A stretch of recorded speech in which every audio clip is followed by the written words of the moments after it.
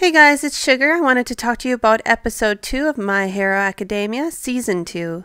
I'll be talking about my impressions of the episode and its manga breakdown. Seeing as how I'm delving into the content, there will be spoilers. Again, I love diagrams. It easily merges with the audio and it's a great representation of what is to come. Some heroes always aim for the top while others happily settle. The difference between those two mindsets has a big impact on how far you go in the real world.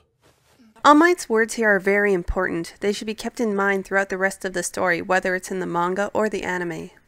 I was actually surprised by Hitashi's voice. It sounded a bit older than his perceived age. It isn't an issue, but it's definitely a surprise. I really love the montage scene because A, it was in the manga, but the scene was extended to include all of the students. B, because we're made aware of each person's quirks. If you reflect back on the first season, we didn't really get to know each one of the class members. Some of the characters aren't fully examined either until later chapters in the manga. This is a nice quick way for everyone to be up to speed on some of the information that the people have read in the manga, like how Momo needs to be knowledgeable of how things are comprised in order for her to make them successfully, how Koji can speak to animals, and how Sato uses sugared sweets in order for it to affect his strength. There are two scenes that didn't occur in the manga. They are short, but I understand why they're there. This is something I will explain in the future. It is the scene where Deku is sent off by his mother, and the second scene shows her panicking when Deku is confronted by the robots in the obstacle course. There is no scene in the manga where Mount Lady seduces a vendor to get free food, but there is a frame that shows her with the food later on. I don't mind this adaptation because it fits her personality. As the students are walking in, there's a shot of the back wall and it's seemingly empty, but in the manga it included advertisements on that back strip. How do I know this? Well, it's common for sporting events to have advertisements. Plus, in the first volume we see a Mount Lady ad for hair products. It's the same bottle on the manga's advertisements, which means that they aren't simply doodles. When Midnight is speaking, we hear people talking in the stands about her. In the anime, a comment is omitted. In the manga, it is stated that there is a person overseeing each level of the school's activities. This is pointed out when someone asks where the principal is. It is noted that he is overseeing the senior stage. On the topic of Midnight's outfit, let's delve further.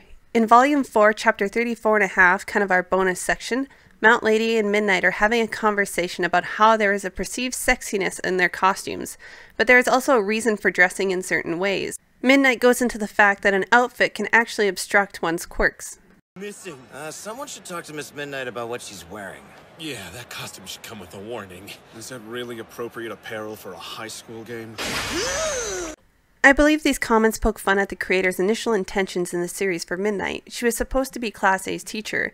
In initial draft, she had a much more sexualized outfit than the one she has now. It seems like a funny little inside joke for the readers of the manga. Again, I love these diagrams. They're beneficial for everyone watching. Aizawa makes a comment on Todoroki's actions. It wasn't stated in the chapter, but it points out his no-nonsense type of thinking. Later in Volume 1, it is pointed out that Aizawa is a very logical person. It would make sense for him to say things that are as they are rather than in speculation. I have to laugh at the back and forth had between Present Mike and Aizawa during these chapters and the ones to come. I think Present Mike gets away with a lot of these things with Aizawa because we find out in Volume 6 that they were actually in the same grade. Many people have asked me if Deku's awkward smile in the end was in the manga, and it is. Sorry. I still hear complaints that this episode was slow. I'd recommend you take a quick scan of a chapter in one of the volumes when you have a chance. There is a lot of content in each chapter, which has a lot of frames. I feel like the pacing in this episode was really well done. I think viewers have to realize that the anime has been made for everyone, not just the people who have read the manga. A great example of this is the montage I mentioned earlier. It benefits both parties. So needless to say, I'm loving the season so far, and I'm sure I'll continue to love it. So until next time, I'll see you later.